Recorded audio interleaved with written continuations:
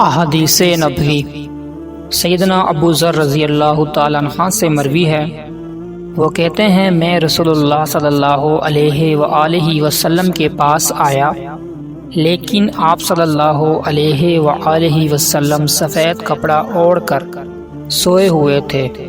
پھر دوبارہ آپ صلی اللہ علیہ وآلہ وسلم سے بات کرنے کے لیے آیا، لیکن ابھی تک آپ صلی اللہ علیہ وآلہ وسلم آرام فرما رہے تھے۔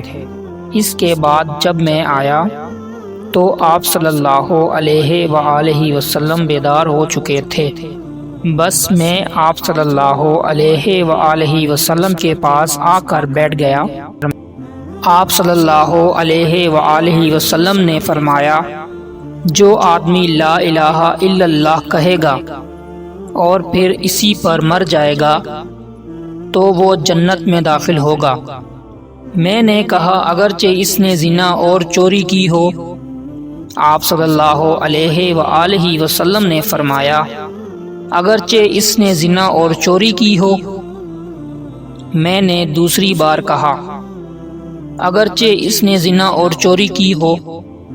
آپ صلی اللہ علیہ وآلہ وسلم نے فرمایا، اگرچہ اس نے زنا اور چوری کی ہو۔